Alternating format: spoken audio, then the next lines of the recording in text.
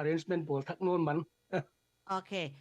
Mi pi hem pe win nang ma mate tu ni azin mang pi ding pen nang nai cha nang mang ki ngak la ina mai zong hi thele anai the bo happy na to na pau sak le te nang le nang mo nong ki mai set the dia na min to nang I tu lai tang na pan mun to na sep na mate nong ki introduce the dia lungdam hoina zomi women power tema iswani muan khat nong swaku atu chiang chiang izogam phu na ding ina na kalswan na teu lim takina zogam development committee international in ane ke chiam te in min hi kei chetalew zong ko hi ma hi chi ane chiam te ka hi manuna le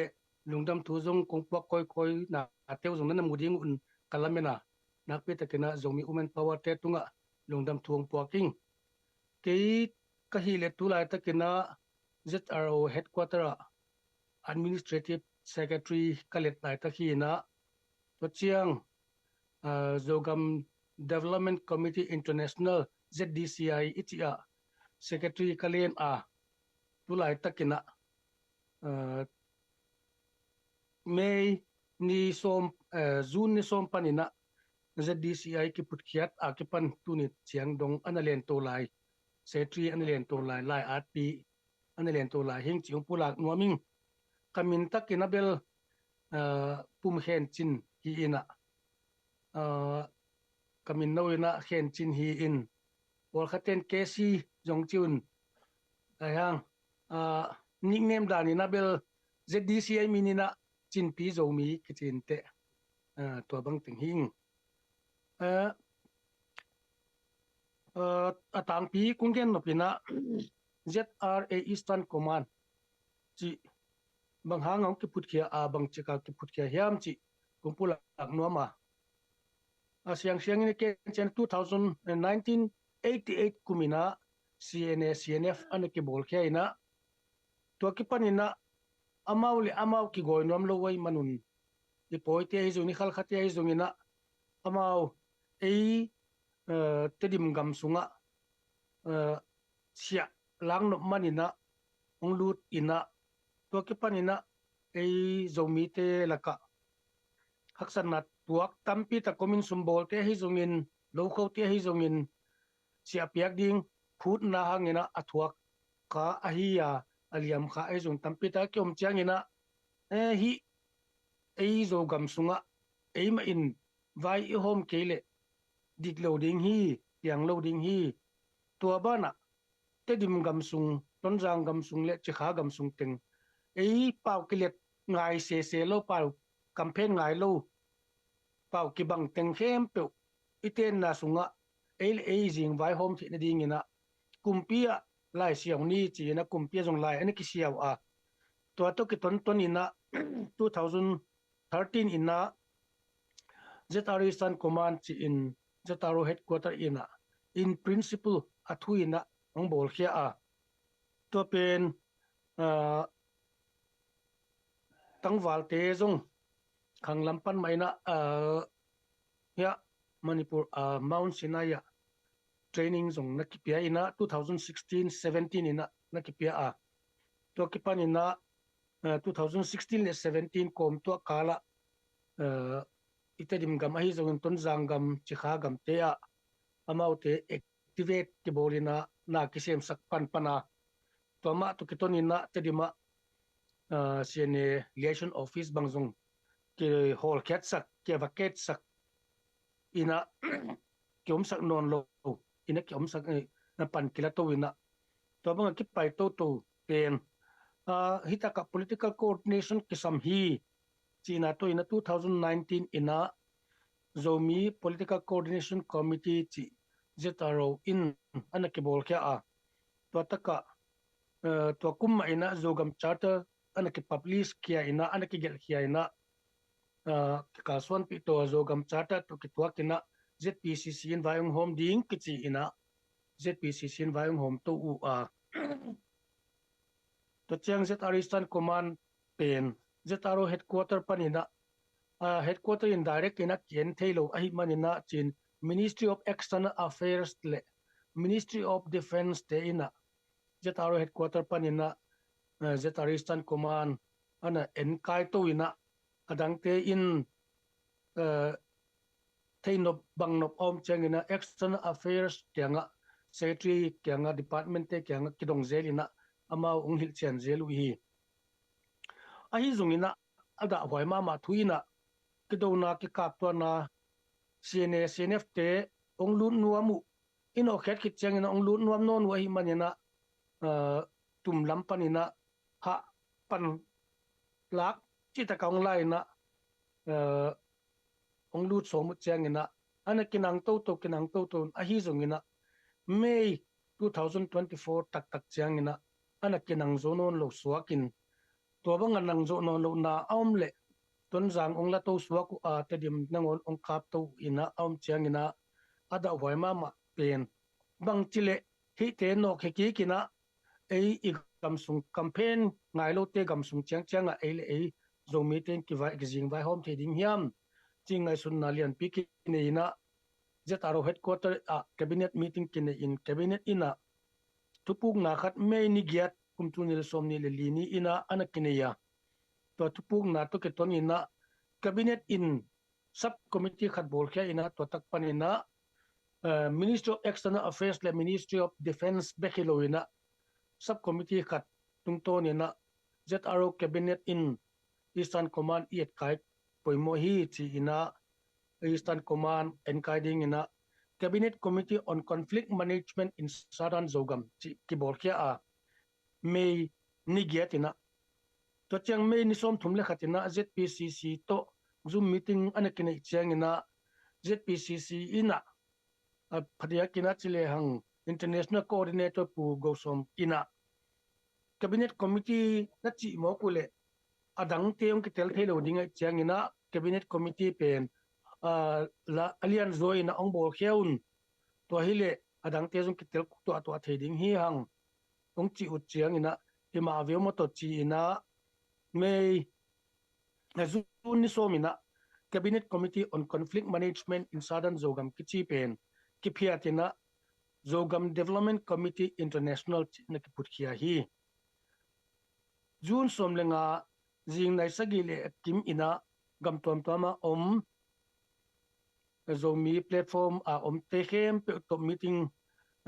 at hite chang ina ZDCI minina Zoom meeting na kineya to hun ina member kam tom toma zomi te representative khat chat bek ZDCI member heading ina chi in nakila ina to tema to WhatsApp group Zoom somni le khat ni ina nakibol kya ina tuni chang dong to WhatsApp group zong a function lai hi chi kumpula nom hi to chang July ni nga panina ni guk ina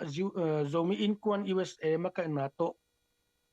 Political Affairs Committee te de na bangina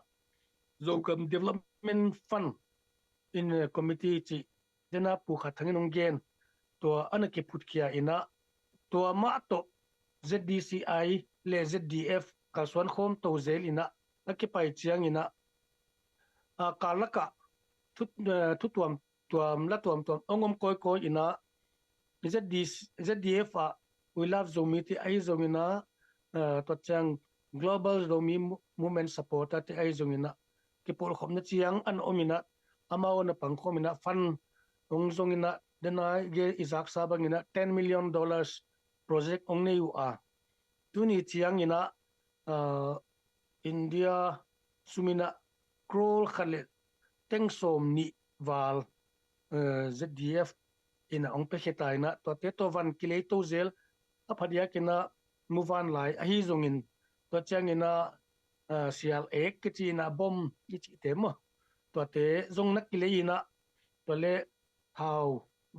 bang zahyam zong na kile hin ina hi amawong fan piak te hangina na tampi kisak khol na te zong atampi ma kiswak kisi zo hi chi ang pulak nuam ing toale July so ni le sagi ina aizol a zoro te maka ina to CNF te to ZRA Eastern Command minina meeting vakine the a to muna thukun na khat zoro te in ong bol sakuina to thukun na te ai le point thumina thukim na kineina khanna a unaw khat ngei na kibang chin dan ton dan kibang sini mania ak uap te hi chi hi na to chen ani na ding ina nam le gama dinga na sep na hangina phatom ngai lon manin khalle khat ketel khelna omin si san nai san ngon ki tan pha ikiswana u hai hoile wang sia thoi ki sat chia thi chi ina athum na ding ina mabana kilim na ding bukim aum the na ding ina pan lak to zel ding pha ki sa hi chi ina zoro te makai na to ina swayong kai saku a to muna keima in jong swai ka kai a to chen CNF lampanina thangning ki a vice president una swayong kai na akilim na pi ching ine the na ding ina pan lak to zel ding ki chi in to chi sungina eizong ki sa khol ve amao zong ki sa khol ve midang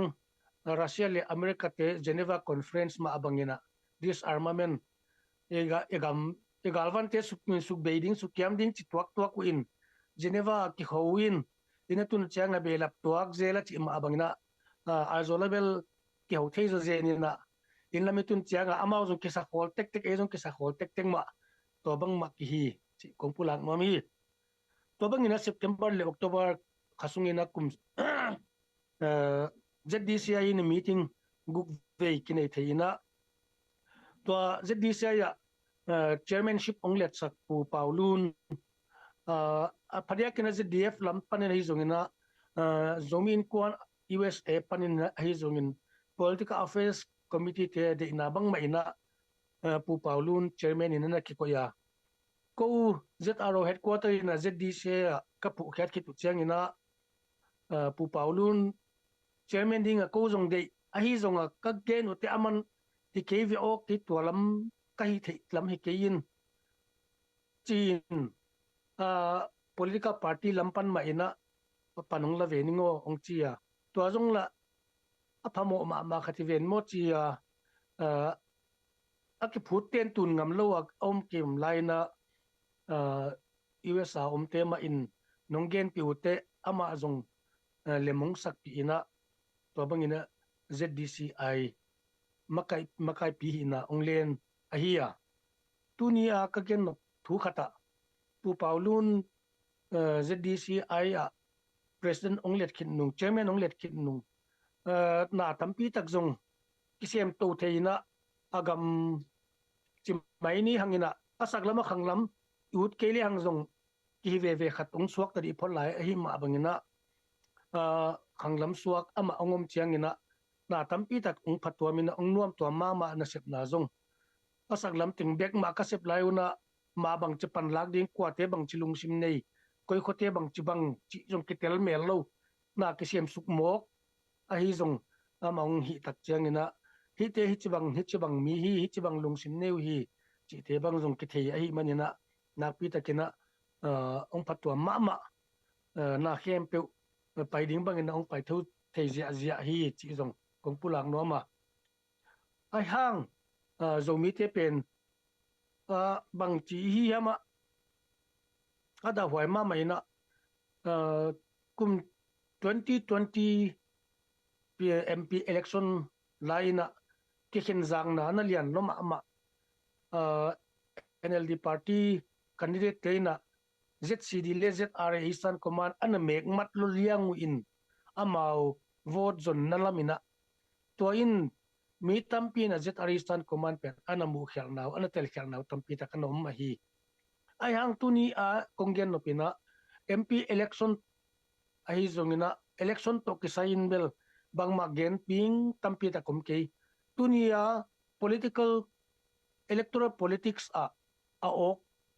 atham den thading te ki hinon loina nam politics a boy I hita a hi electoral politics pe initiate san phot ding alo thelo bangai ngai su chatting election hanga zomi te kitel hial ichi te zong ikitel hial na ding hunom non lo hi pangangem chile tulai tak pen nam politics a boy swak ta ding mo a hi kele mangthang ding mo poi te khutsunga omden ding mo ai kele suak ta ding mo chi ki kal tu a hi manina akwa ma pi hi ka pau atel mi hem pe win engai tu ding athu pi ma mai na pasian in gamung pia atwa gam veng bi zo lo te hi manin tunina pasian thu ka chi ta zungina pasian thu ich ta zungina e ma mai kalsuan kula e kalsuan na tung to ne pasian in thu pha hong pe ding na hi bek ai manin ko ma pi hi ka kampau atel siam te na zo mi politics sa iom ding electoral politics nu setani NLD ZCD politics te nu se photni igam a vai I hom ke ya igam ilak ki zop tele ZCD ichi zongin NLD ichi zongin bang ma patwa meding omlo hi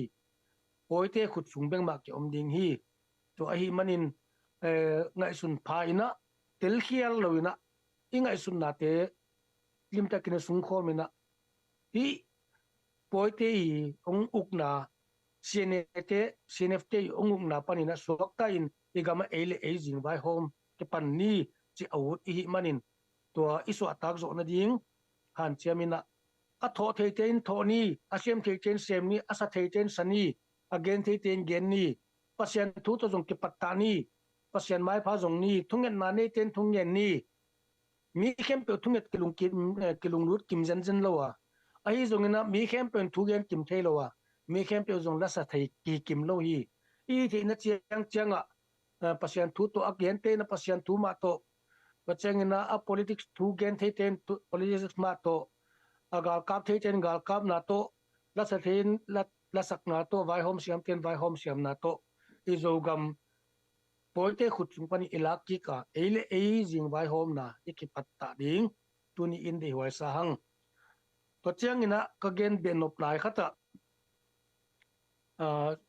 eite dim gam sunga zomi te I policy hi bang kong pulak nuama eile ei ki vai hom na kol kum pidena pu khathang gen sama abangina kol gam sung pen kol te in auk nau kha khinge pe ma lo ding hi a kha khiat na ding sang ina minam tampi tak ong sumang thang ina omleo jong ama wadin me jo la hi a chi ma abangin kol te kumpi union government nuaya eizong tedim gam sung zogam ichi tenga bang chile jing vai home ina ele ek vai home theding hiam chi de hi manin separate special administrative unit khat ine hamtang ding phamo hi allo thailo bang as ding ni to hi kele chin state chin pine ichi na sunga cna te ma au pen te ding suak ding ai manina amau te khut sung pani so atak thina ding in separate special administrative unit tu lai takina tua ide ma thu te pen administrative unit pen wa te na anani tau a amau le amau ki jing vai home amau le amau ade na banguna budget ki bo the na vai ki home the na na ki sep the wina khan tu na jing vai sai the hi tua ilungul ma thu a hi a hang kol company na swa tak ding ki chi pen thu bai zen zen ting hilo a to cheng ina kol gam kumpi paizia itel sahi democracy ichi hozongina democracy takina paina india bangin zalen takina democratic government omta zen zen le kol gam pen tu abang ningyang ina ki omlo dinga AG Gardiner in alaigal na democratic drunk anachina democracy pen hai chil liang dingin ivai hom ding banga kom avai hom the ding ki omlo ding hi to ai manina tu a military junta noya a om hangina kor kum pima to chena democratic government tol khatsung ichiam te hangina kor kum pi te de inama kum tu ni le som le nga panina som ni sungina han chiamina ZCD MP ting tampi tak bol kya mahang te dim district nge ni na kum nga sung kinge na khezolo ayang tomno khatsungina military junta ngom khit February a military junta om April khaina te dim district ong ki pemok te dim district nei mok aile kum nga sung isual imu zolo pen khani khathum sunginong ki pethei mok chi zong ingai to ding pete gal kapte ugna noya yom ding pen na samahang ai zong ina gal kap te ung na noya ate na azomi te na igam sunga din hamphan na lian pi tua khilo hi yam nei kha hilo hi yam chi zong ingai to ding atu pi ma ma khat hi ve ve hi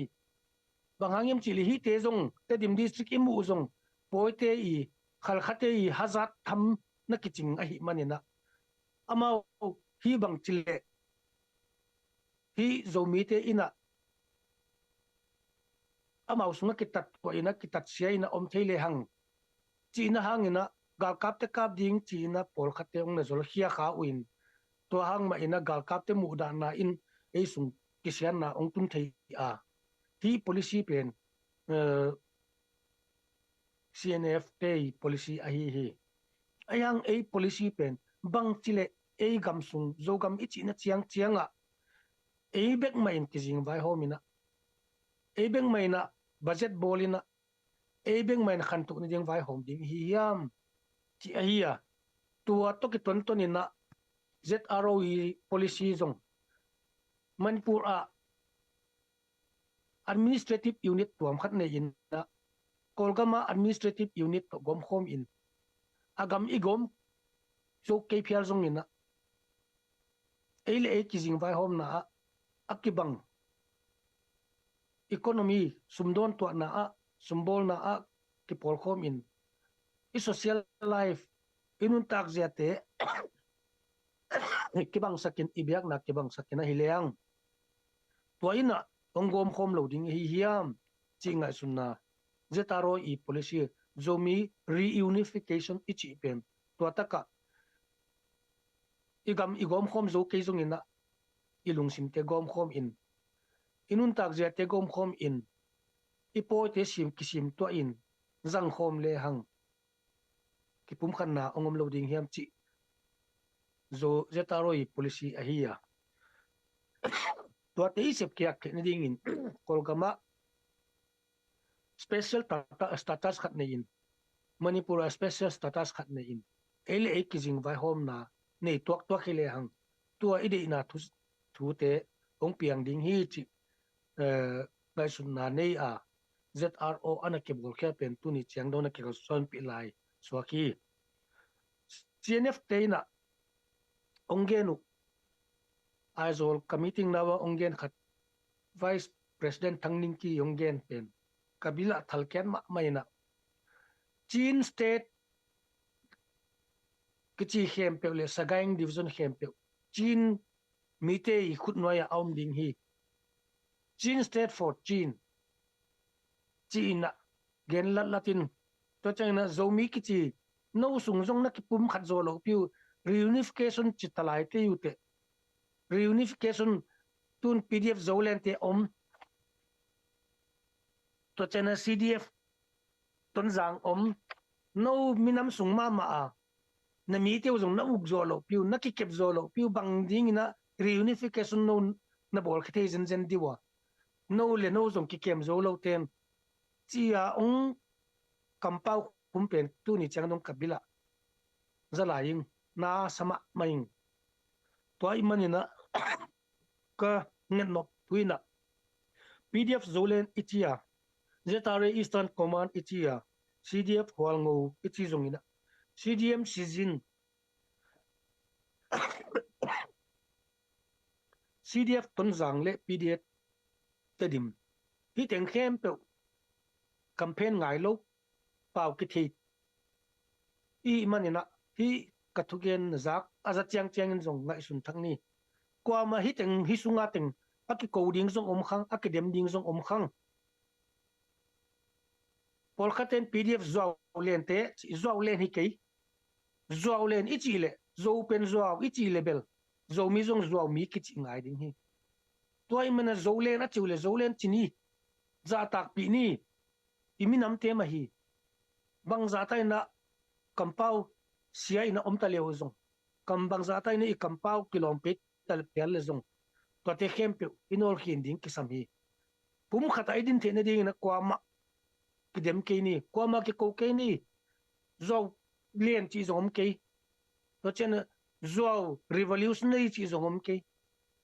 zo len a chu le zo len chi ni zo chi le zo mi chi ni zo mi revolutionary army chi le zo mi revolutionary army mong chi piu hem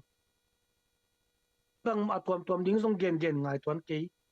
tu a hi manina tu nia ka nget no pe na hi le kwa ma ei pdf zo le na hi zongin zetari san command a hi zongin cdf wang a hi zongin cdm season hi zongina cdf ton zang le pdf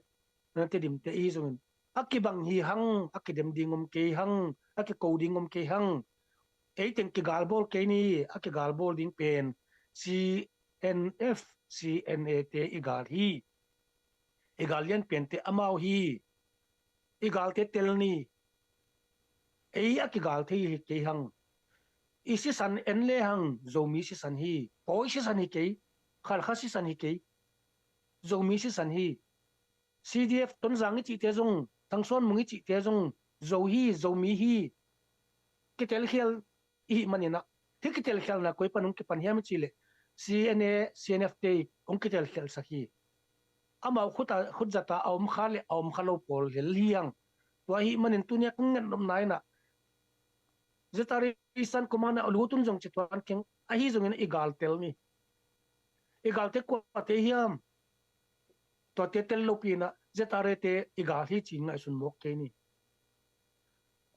zetare te jong thangsuan mung cdf kagalian pen hi chimok ke ni isangam hi iunau pi hi toim igal tel zoni agal lo teng ki gal mok ka igal tel lo ai yom khak pen nama hi manin tunia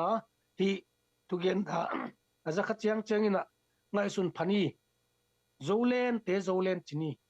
zolen chi se kini jetare te sene te zolo na ek te liang in manipura tayo kwa ma ek te omki to bang no ki kidem se kini ek te liang kwa ma omlo hi to bang a hi manina ki ko mok ke ni hi bang za ai ki ko ai bang hangina pasian tung panin thu phang nga mok ding hi yang pasian tung pan ki thu phai nga na ding pen bang chi hiam chi le unaw te ki tuak diam ma khom bang za in hoi ai yam to muna pasian in thu pha pia hi chi vele iki tuak ke le bang hang pasian tung a jong thu pha lamen mok ding hi yam to mani ki tuak ding thu pi hi pau ki the chiang zo suan zo mi ka hi akichi thei chiang tuni na kwa ma ki ko non ke ni ki dem non ke ni pangkhom zuni igal tel ni igal te tel lo man hi igal te khut sunga yom om lai teng amau i de na bang sem ding hanga zomi i de na bang ki sem khalo ding a hi manin panghang hiam chi le cna te na alau thong ma manipur zomi te le kolgam zomi te pum khata idin ding nak lau lo ma mau a hi manin tu ni chang dong tua policy bang chile suksiat sakhiding chi pan nak luma mau hi to takte i sangam mizo te in zong ei sangina amau to pau kitel zolek r group te anahi zong manuna ana de sak zo hi ei pen zomi te ki pum khading e yu naw mi zo ten zong ana de pen phakhol lo hi bang hangyam chile zomi te ki pum khatin kolgama te le manipur ate ki pum khat nge le ala thong ma mau seka tang dung teng ong leng ke pa ding na lan tang dung teng ong leng ke pa ding zomi te la ka ber nom ding chi thei wei manin ik pum khat luata amau teng kem pe al ilok to khak ding anak lo lo hi to ai manina hi te la ka jong pil wang ni mi zo te muang jen ke ni